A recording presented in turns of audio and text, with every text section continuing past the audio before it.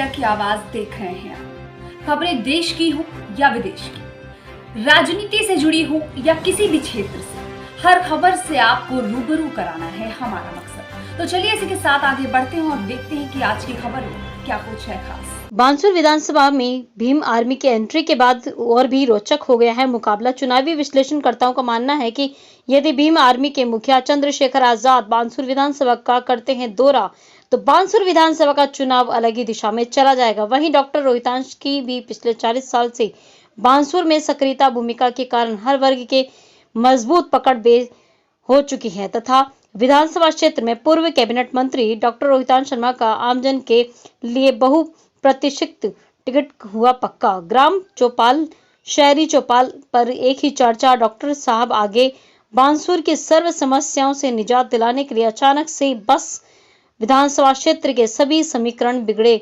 हर व्यक्ति की जुबान पर अब एक ही नाम है, चर्चा का विषय है तथा चुनावी रणभीति हर तरह से रोमांचक होता जा रहा है। बानसूर विधानसभा क्षेत्र में चुनाव विगत काफी दिनों से चर्चा चल रही है। वहीं कोई अनुभवी, सीधा, सच्चा, सरल, दूरदर्शी डॉक्टर रोहितांश शर्मा के अलावा दूर दूर तक कहीं नजर नहीं आता, लेकिन अचानक से आज हुई घोषणा को लेकर आमजन में चर्चा का विषय बना हुआ तथा बाल गोपाल, बड़े बुजुर्ग, माता बहनें सभी को इस चर्चा में देखा जा सकता है। उसके बाद 2 बार और एमएलए रहे, 2002 से 2004 के बीच में बीजेपी से, 2008 से रोहितांश जी को कैबिनेट मंत्री का दर्जा मिला और ये इंटर स्टेट वाटर डिस्प्यूट जो ट्रिब्यूनल है उसके ये चेयरमैन है। आज हमारे पैनल में आपके समक्ष मेरे जस्ट राइट हमारे भीम आर्मी के प्रदेश प्रभारी अनिल देहनवाल जी हैं। बीच में मेरे जस्ट राइट दूसरे नंबर पे सतपाल चौधरी जी हैं जो आजाद समाज पार्टी के प्रदेश प्रभारी हैं, और नेक्स्ट मेरे राइट में तीसरे नंबर पे रोहतास जी हैं, और लास्ट में जो राइट में मेरे बैठे हैं संजय वाल्मीकि जी हैं। ये हमारे प्रदेश के महासचिव है और आदर्श नगर विधानसभा से आदर्श समाज पार्टी के इस चुनाव के प्रत्याशी जी।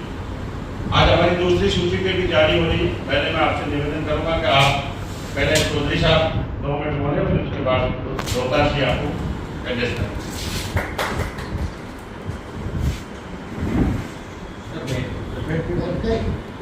सभी मीडिया साथियों का के भैरव सिंह जी शेखावत का अनुमान के रूप में काम किया।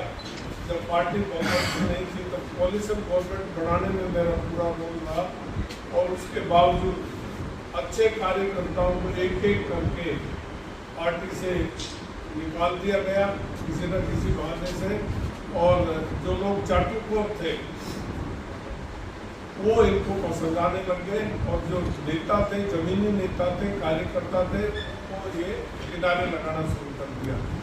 कोरोना की घटना में आपको बताऊं कि हमारे अलवर जिले में एक भी भारतीय जनता पार्टी का नेता, जबकि तीन मंत्री थे राजस्थान से केंद्र सरकार में, वो कोरोना की घटना में कोई अलवर नहीं आया, प्रदेश अध्यक्ष भी नहीं आया, और मरीज मरते रहे, और न तो एम्बुलेंस मिली, न डॉक्टर की सुविधा मिली, न दवाइयों की मिली। इस पर मैंने केवल इतना कहा कि बड़े दुर्भाग्य की बात है कि कोरोना जैसी घटना में हमारे प्रदेश से कोई नेता नहीं आया, न तीनों मंत्रियों में से कोई आया, और जनता मर रही है। और नेतृत्व, मैं तो ये कहूँगा कि नेतृत्व कमजोर है। अगर वसुंधरा राजे होती तो निश्चित तौर पर वो दौरा करती और लोगों को रिलीफ मिलता। बस इतना ही कहा कि मुझे पार्टी से निकाल दिया। मेरा कहने का मतलब इस पार्टी में बोलने की, क्षेत्र की समस्याओं को उजागर करने का भी परमिशन नहीं है। आपने लोकसभा में देखा होगा कि सत्ता पक्ष के लोग मात्र बैठे रहते हैं, और आजकल हालात ये है कि विपक्ष के लोग वो हल्ला करते हैं। एक भी बिल बिना बहस के पास नहीं होता। इस तरह का दुर्भाग्य है। ये जो राष्ट्रीय पार्टियां हैं, खासतौर से कांग्रेस और बीजेपी मौन रहती है, और कांग्रेसियों को बोलने का मौका नहीं दिया जाता। बोलते हैं तो वो शोर शराबा होता है। तो मैं चाहता हूँ डेमोक्रेसी को कायम रखा जाए, और मैं आज एक ऐसी पार्टी में शामिल हो रहा हूँ जो पार्टी मतलब बहुत नीचे से, जमीन के स्तर से उठ करके और गरीबों की आवाज़ उठा करके जो पार्टी अपना देश में आगे बढ़ना चाहती है, और आप देखिए कि जितनी भी पार्टियां हैं वो डेमोक्रेट नहीं है, डेमोक्रेसी उनसे गायब है। कांग्रेस कहती है हिंदू मुस्लिम की झगड़ा कराती है, बीजेपी कहीं ज़्यादा हिंदू वोट प्राप्त करने के लिए हिंदुइज्म की परिभाषा तरह तरह की बनाती है, जबकि हमारा देश सेकुलर है, हम हिंदू हैं, हम सबको बराबर लेके चलते हैं। हिंदू का मतलब है सबको सम्मान लेके चले और सबके साथ भेदभाव नहीं हो और पूरा भारतवासी एक दूसरे के भाई बहन माँ बाप हैं। हमारे आरएसएस के चीफ आदरणीय मोहन भागवत जी ने भी कहा है कि जो भारत में पैदा हुआ उनका डीएनए सबका एक है। जब आरएसएस ये कहती है डीएनए एक है तो भाजपा क्यों कहती है कभी मुस्लिम को आजकल टिकट देना भी बंद कर दिया है? ये क्या तरीका है? तो डेमोक्रेसी में सबको साथ लेके चलो, आप किसी एक वर्ग के नेता क्यों बन रहे हो? भारत में इससे भ्रांतियां पैदा होंगी, जनता में आपसी झगड़े होंगे, तो ये बहुत गलत है।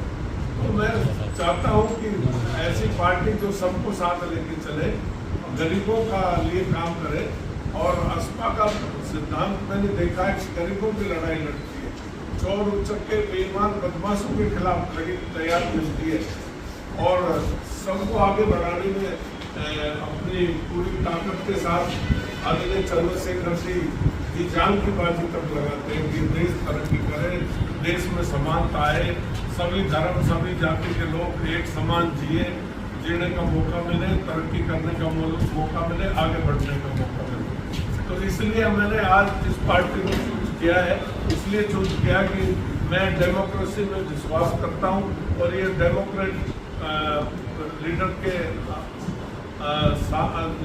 नेतृत्व में ये पार्टी काम कर रही है। मुझे बहुत खुशी है कि इन लोगों ने मुझे एडॉप्ट किया है और मैं इन लोगों को भी आपके माध्यम से आश्वस्त करना चाहता हूँ, मेरी तरफ से कोई और कसर नहीं छोड़ूंगा।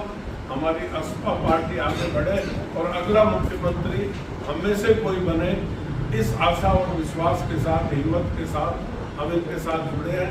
आपका सबका बहुत बहुत धन्यवाद। जय भारत, जय हिंद। प्रेस करवाती मूवमेंट की पार्टी को चुना, जिन मुद्दों पर कांग्रेस और भारतीय जनता पार्टी ने यहाँ की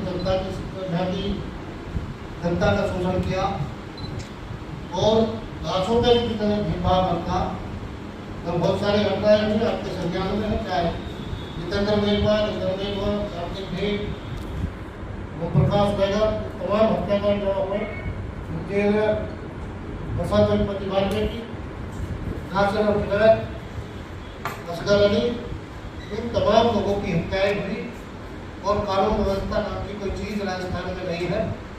इन लोगों को मुआवजा देने में आप लोगों ने देखा कि किस तरह से कन्हैया टेलर को गवर्नमेंट में 50 लाख रुपए दोनों की दी गई प्रदेश की सरकार द्वारा, और असगर के घर पे जाके यहाँ के मंत्री ने ये कहा कि 5 लाख रुपए का चेक है, सब पकड़ना तो ये भी नहीं।